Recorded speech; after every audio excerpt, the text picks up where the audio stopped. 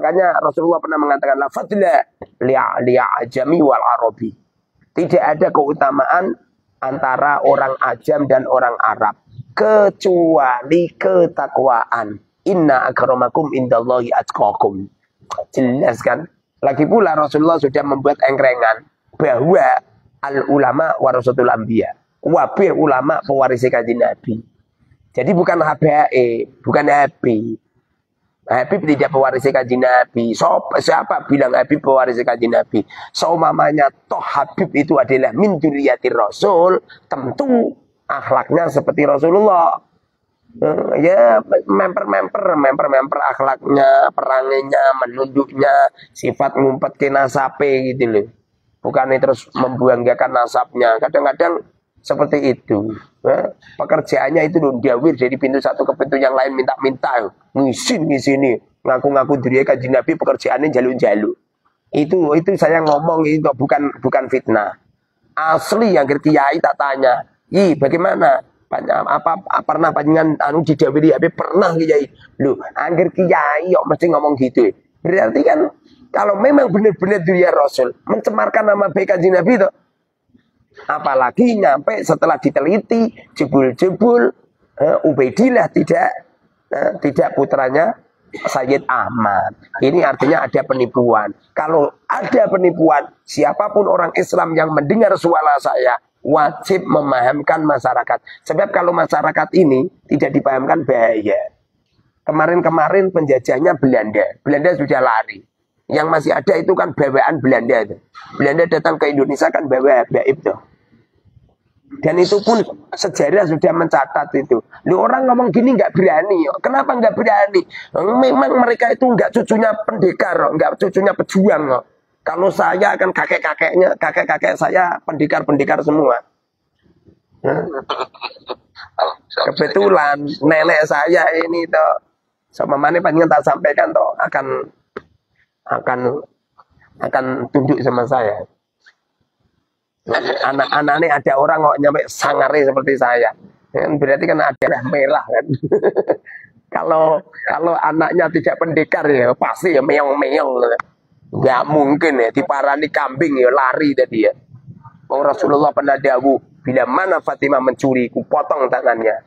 Itu bukti bahwasanya anak cucu Rasulullah itu tidak ada yang akhlaknya jelek, tidak ada yang loh, masa gitu? Bukankah dzurriyyah Rasul itu tidak maksum? Benar, dzurriyyah Rasul tidak maksum. Tapi Rasulullah itu basyarun lakal basyar. Manusia tidak seperti manusia biasa.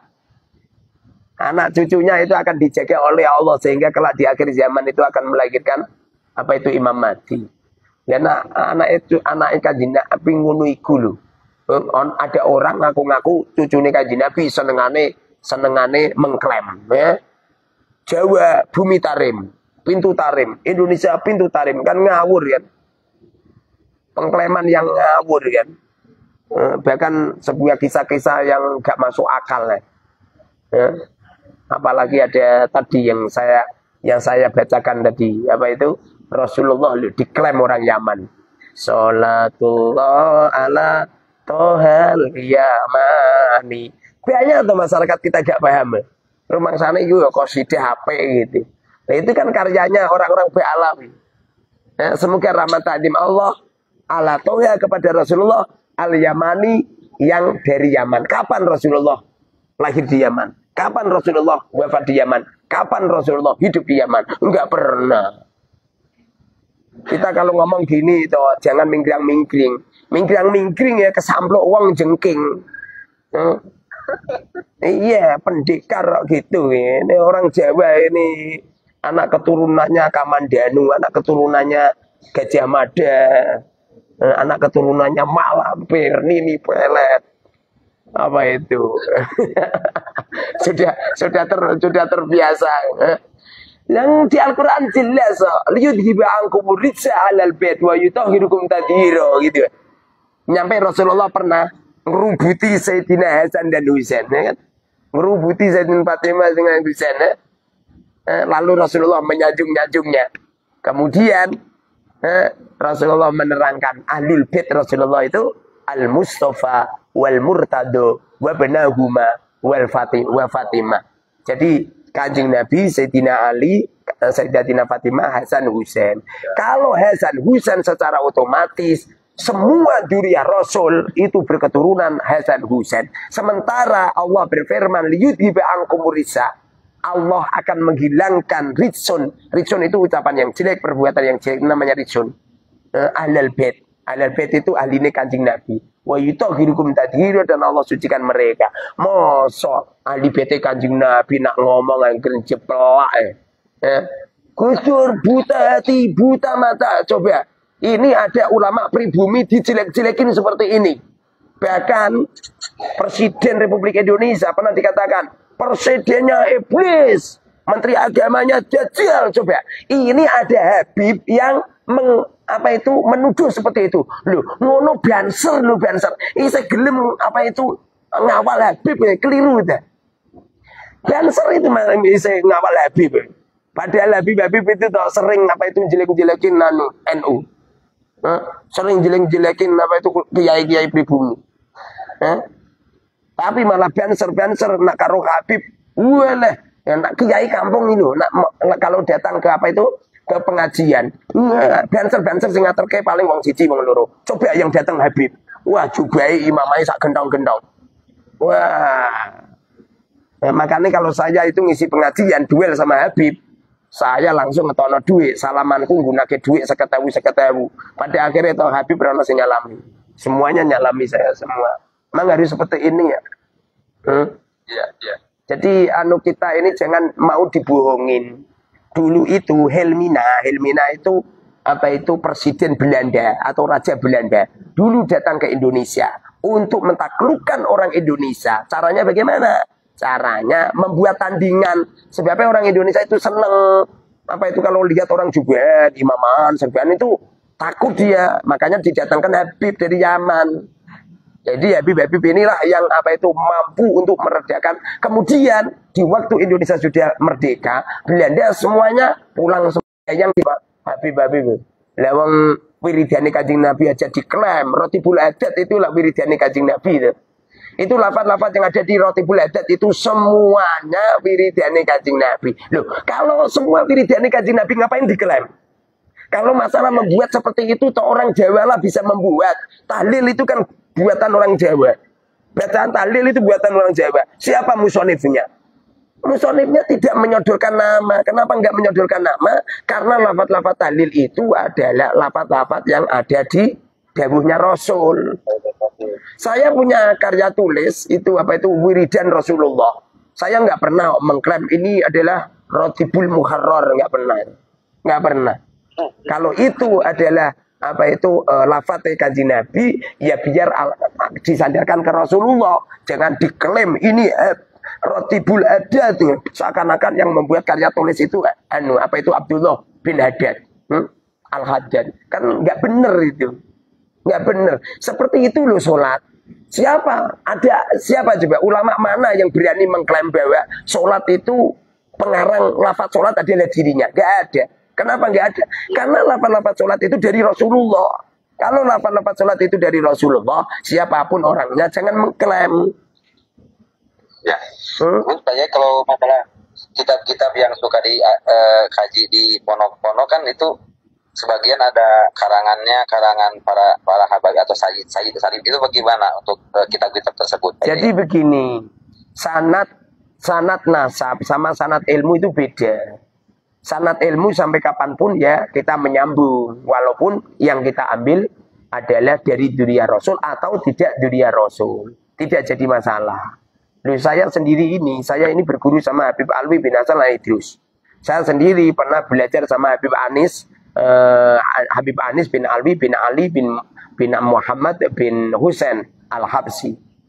Saya juga pernah belajar sama beberapa habaib itu.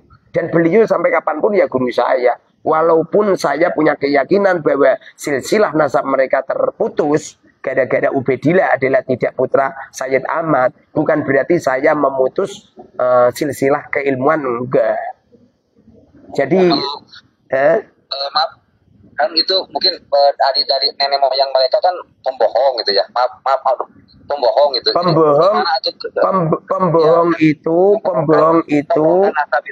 Pembohong itu adalah silsilah nasabnya. Bukan silsilah nasab silsilah itu nasabnya, bukan silsilah keilmuannya.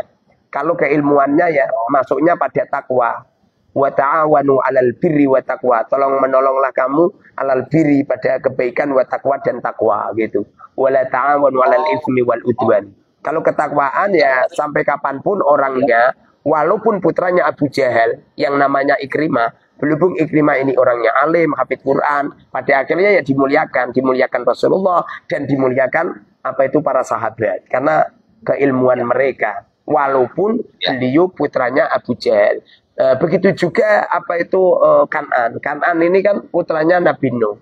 Walaupun mereka putranya Nabi Nuh, kalau akhlak atau akidahnya melenceng, ya nggak bisa. Makanya Allah berfirman, qala ya Nuhu innahu laisa min ahlik. Allah berfirman, wahai Nuh, sesungguhnya Kan'an tidak keluargamu. Makna daripada laisa min ahlik ini adalah tidak keluarga di dalam akidah.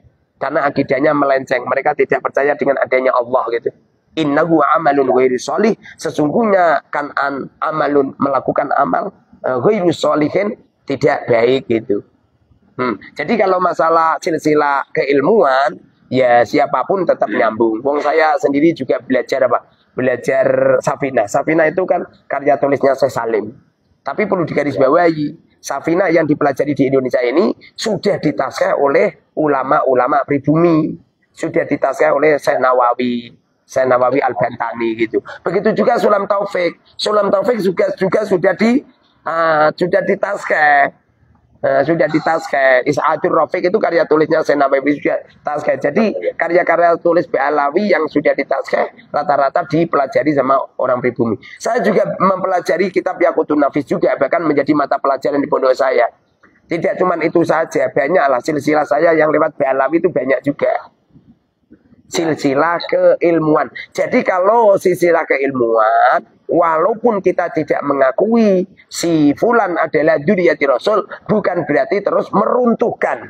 Makanya pendapatnya Gus Kausar nggak benar itu.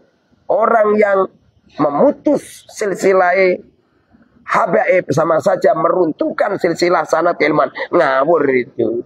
Itu Gus Kausar kon mondok meneh Al Mubarok itu. Nggak benar itu. Kadang-kadang orang kan membanggakan, wah ayah saya bin kiai. Kalau masalah bin kiai, ayah saya kiai, kakek saya kiai, buyut saya kiai, cangkah saya kiai, udek-udek siwur saya kiai. Nyampe sananya kiai semua. Nggak usah gitulah. Nggak usah gitu. Jadi walaupun Fir'aun walaupun sesat, yang Fir'aun punya anak angkat namanya Nabi Musa. Berhubung Nabi Musa ini orangnya baik dan mendapatkan wahyu dari Allah, membawa Taurat yang diberikan kepada umatnya, ya harus kita ikuti. Karena ajaran mereka benar. Tapi sama Fir'aun ya nggak boleh gitu. Kita ini yang asli sudah banyak dicontohkan seperti Qabil Habil. Kenapa kita tidak antusias tidak boleh mengikuti sama Qabil? Karena Qabil ini adalah seseorang yang durhaka kepada Allah. Di waktu Allah memutuskan kepada mereka, di waktu mereka diperintahkan untuk menyembelih kambing, kemudian kambingnya Habil diangkat oleh Allah, disedot ke langit. Sementara miliknya Qabil tidak diangkat oleh Allah. Sudah jelas kan? Pada akhirnya nggak ada salah satu kita ini memberi nama anaknya Qabil, nggak ada.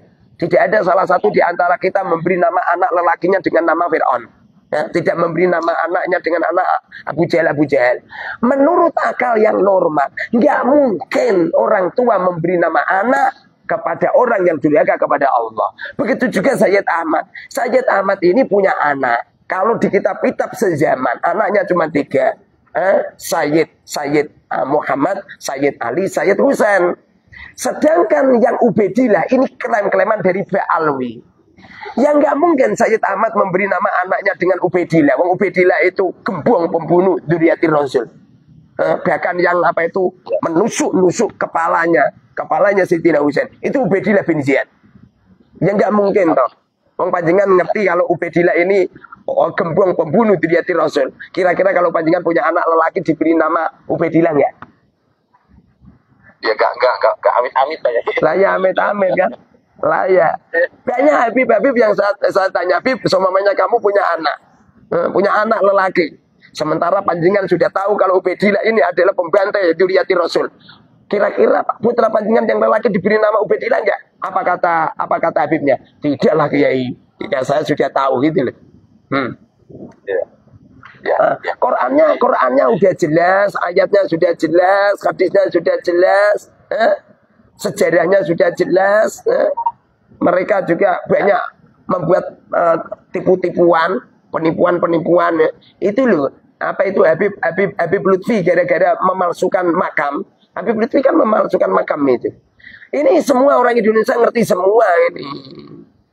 Apa yang terjadi kalau mereka menipu makom, artinya menipu orang Islam se-Indonesia, maka sanad thariqahnya batal.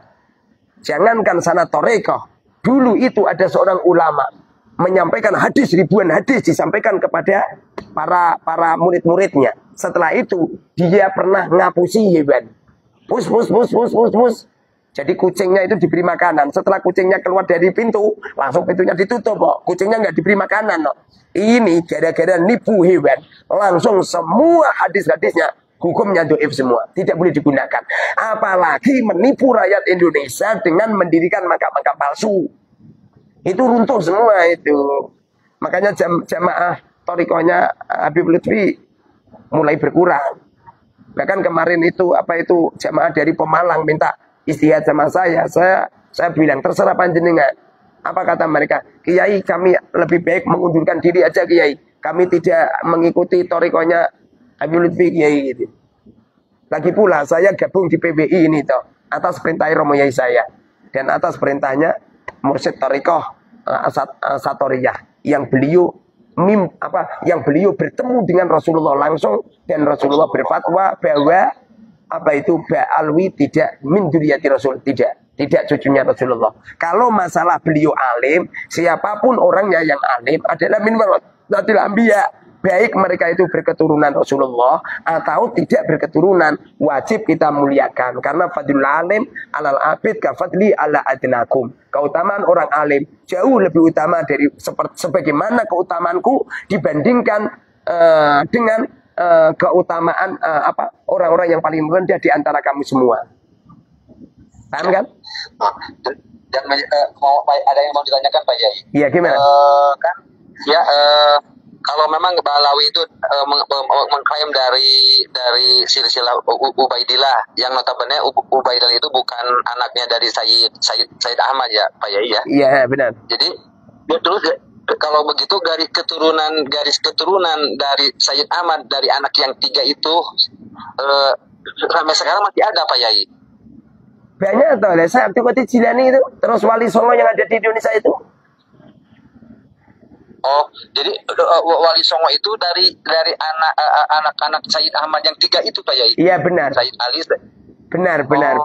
Sedangkan yang Ubaidillah itu pencangkokan, penipuan. Mereka itu sudah terbiasa nipu-nipu itu, makam ditipu, nyampe Pulau Jawa Indonesia diklaim kalau Jawa dan Indonesia pintu tarim gitu. Nyampe namanya Kanjeng Nabi wae ditipu kok. Ala Tohel Yamani, Kanjeng Nabi itu orang Yaman.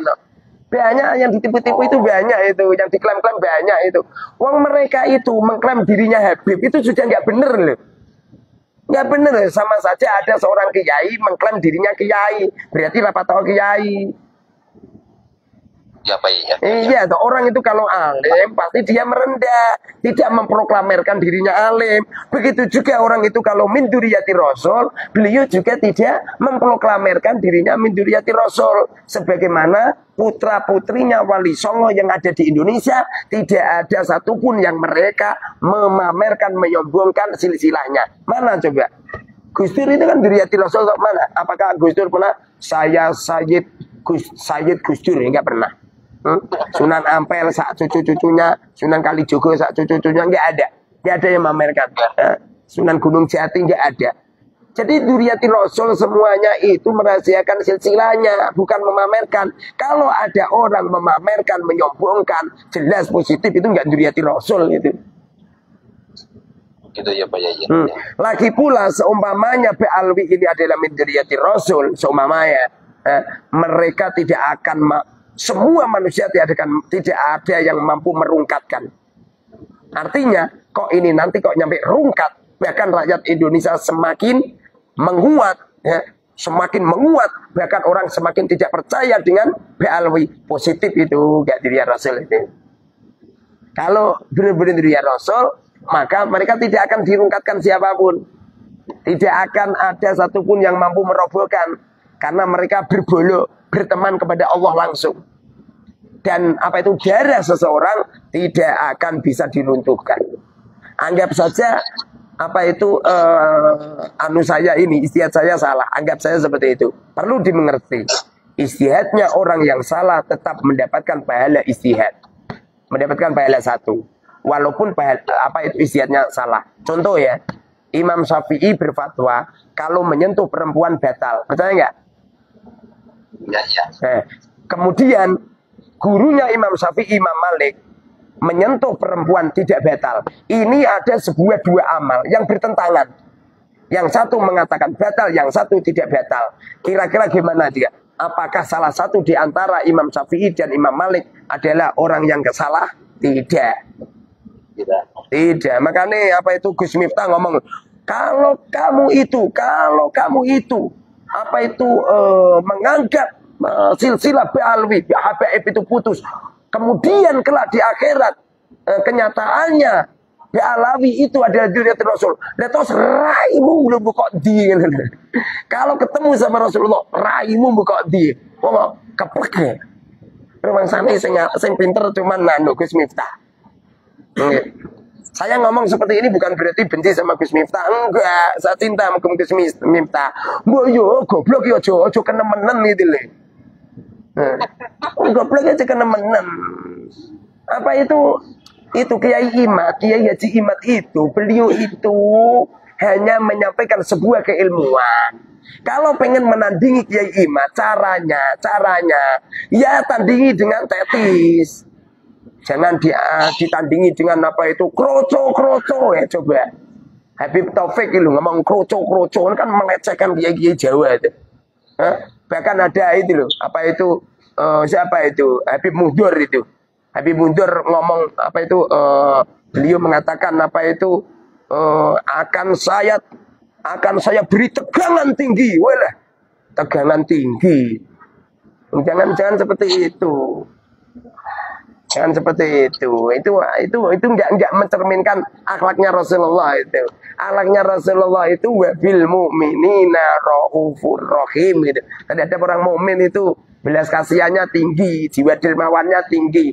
Mosok ada dunia Rasulullah senengane ngemis di pintu satu ke pintu yang lain. Saya setiap hari itu dibel sama Habib itu minta uang. Dan beliau punya sanad mutasil nyampe Ubaidillah. Mana mungkin ada dunia Rasul seperti itu. Ngemis minta-minta. Enggak mungkin. Tangeh lamun. Itu kalau Rasulullah hidup apa ada itu tutup batu ya. Bahkan Rasulullah pernah dawuh, seseorang yang minta-minta kelak di akhirat di yaumil kiamat akan dibangunkan oleh Allah dari alam kuburnya, sedangkan wajah mereka tidak ada dagingnya sama sekali. Mengkaji Nabi saja dawuh seperti itu. Mosok anak cucunya seperti itu? Ya enggak mungkin. Enggak mungkin anak cucunya. Yo rakyat tangan ya memper itu. Ada buah mangga yang jatuh di sekitar pohon mangga apa kira-kira? Ya mangga. Loh, ada buah mangga yang jatuh apa itu buah mauni. Rasanya pahit sih. Pasti ini ada oknum yang membawa. Pasti itu. Ada kates itu woy kan mesti ini kates loh. Iki ono kates kok woy kok anu durian. Berarti ada orang yang ada orang yang membawa itu, yang memasang durian di pohon kates ini. Persis seperti ini Ba'alwi ini. Makanya kita ini toh yang sudah tahu, yang sudah ngerti bahwa silsilah Ba'alwi ini adalah terputus. Hukumnya wajib menyampaikan ke yang lain. Rakyat Indonesia ini harus diberi paham, karena banyak yang nggak paham. Saya ini toh meruntuhkan Habaib banyak. Yang sudah ikut pendapat saya banyak. Habib yang sudah samina wa ta'na sama saya banyak. Kenapa kok banyak? Sebab Habib itu senengane jaluk duit karo aku. Tak ancam. Kowe naranut karo aku tapi tak transfer. Oh ya Kiai, saya akan ikut sama Kiai lah, gitulah. Gitu. Kita kadang yang menjadi bingung itu Pak Yai, saya ini aduh gimana ya kan. Ini kalau gak ceritain gimana, kalau jadi gue kan lagi bingung kan sekarang mungkin seminggu sekali suka ada kajian di Sumedang, di Simpang, di Abuja gitu kan. Iya. Kan itu Abuja itu, wah Masya Allah Abuja itu kan membela-belain ya habaib gitu. Iya. Apalagi kan beliau itu kan termasuk dalam Majlis Muashalah gitu, Majlis Muashalah banyak ulama itu kan. Ya, jadi bingung gimana ini. Buya itu kurang memahami tentang silsilah Ba'alwi di manuskrip. Jadi Buya itu masih husnudon. Buya itu masih husnudon, bukan hakul yakin itu Buya itu. Lagi pula Buya kan anak-anaknya kan ditarik. Lah orang rata-rata kalau keluarganya itu ditarim, rata-rata lidahnya celat. Beda seperti saya, kalau saya lidahnya ini nggak cilat. Anak saya ditarim, guru-guru saya KBAib. Ya B, yang fasih orang itu berbicara tentang keilmuan itu. Nah kalau Buya itu kan yang datang ke tempat beliau kan banyak Habib gitu loh. Jadi beliau itu ya tetap hormat sama Habib dan beliau tetap husnudzon gitu. Saya walaupun mengatakan bahwa silsilah Ba'alwi ini terputus, bukan berarti saya benci loh. Saya senang saya. Justru saya melakukan seperti ini karena cinta saya sama Habib.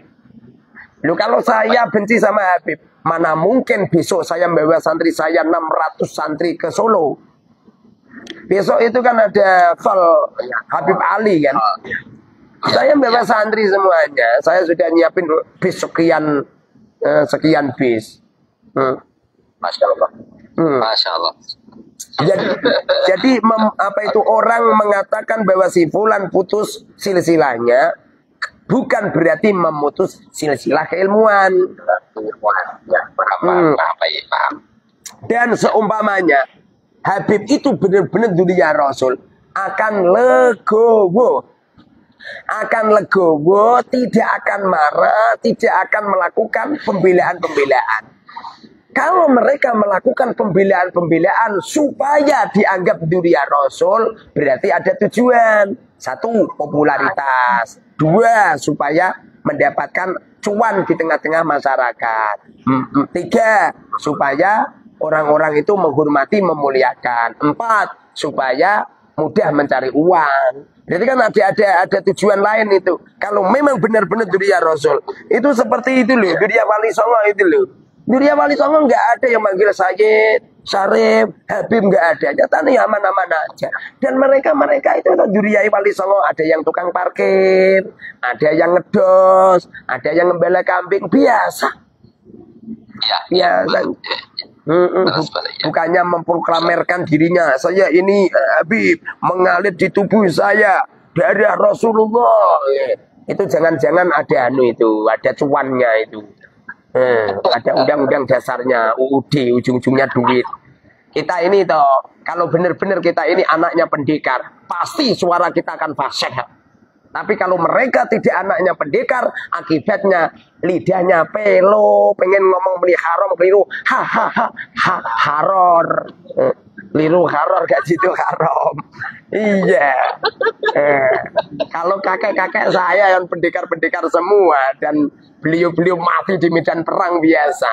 Kalau anaknya seperti ini wajar. Dan saya ini kemarin membuat diskusi sama Habib, belum ada satupun Habib yang datang ke tempatku. Bahkan ada yang katanya siap datang, setelah tak telepon, tak beri satu pertanyaan nggak bisa jawab. Pada akhirnya mundur. Ada yang telepon lagi, tak beri pertanyaan, mundur lagi. Bahkan ada yang telepon lagi, bahkan video call. Bahkan minta uang transport. Sudah saya transfer 1 juta. Nyatanya sampai sekarang nggak ada datang. Kalau memang benar-benar dunia Rasul, aku yakin seperti singa, tidak pernah takut. Jangankan diparani kambing, Loh, ada orang ngaku-ngaku harimau, bareng diwarani parani wedhus kok mengkeret. Berarti itu tidak harimau, kucing itu, kucing. Bentuknya kecil meong-meong. Iya toh. Iya, ada peribahasa Jawa apa itu buah jatuh tidak jauh dari pohonnya. Itu bukti bahwasanya anaknya Habib seperti itu membanggakan nasabnya, senengane jaluk-jaluk, bahkan senengane mengklaim-mengklaim, bahkan mereka apa itu memalsukan makam dan lain sebagainya. Berarti ayah mereka pasti ono sing ra beres. Ma fil aba fil abna. Apa-apa yang terjadi pada ayah pasti terjadi pada anak. Pasti wi. Wong bapak ibu saya ngomong gini, "Ror, watumu kok persis pakamu." Aku ngomong, lu kalau nggak persis sama bapak berarti ya aku anak tetangga. Kan gitu kan. Iya, ada member kan. Ya saya ini tidak benci dengan Habib, justru saya cinta sama Habib. Nyampe sekarang saya kalau baca Maulid Nabi pakai sim tujuh. Nyampe sekarang setiap ada Habib datang ke tempatku, tak rangkul, tak cium cepipi, tak cium tangannya, tak beri makan, tak hormat, minta tak beri. Yang asli ya tidak cuman Habib saja, tidak, semuanya musafir, tamu-tamu selain wali santri loh ya. Kalau wali santri enggak. Semua tamu-tamu, bahkan orang-orang gila. Saya setiap hari itu kedatangan orang gila, namanya Matasari. Itu setiap hari itu 50.000 pagi, 50.000 siang, sore. Itu kalau satu hari 2 kali berarti 100.000. 100.000 kali 30 hari 3 juta. Itu orang gila saja saya beri 3 juta per bulan. No. Apa mana ya ngaku-ngaku diri kaji Nabi. Ya tetap tak anu. Tapi kalau saya sudah tahu seperti ini kan, saya wajib menyampaikan kepada umat bahwa alwi sanatnya terputus. Iya. Ya. Oke, ada yang ditanyakan lagi? Alhamdulillah. Ya, alhamdulillah. Terus minta doanya untuk itu, mudah-mudahan anak yang kedua Muhammad Waf dan Saida mau kalau sekarang masih kelas 4 SD, tadinya kalau tamat SD mau keponokin sama Pak Yai ya, Cite. Iya. Oke, siap. Semoga berkah ya. Yo. Ya, makasih. Assalamualaikum. Waalaikumsalam warahmatullahi wabarakatuh.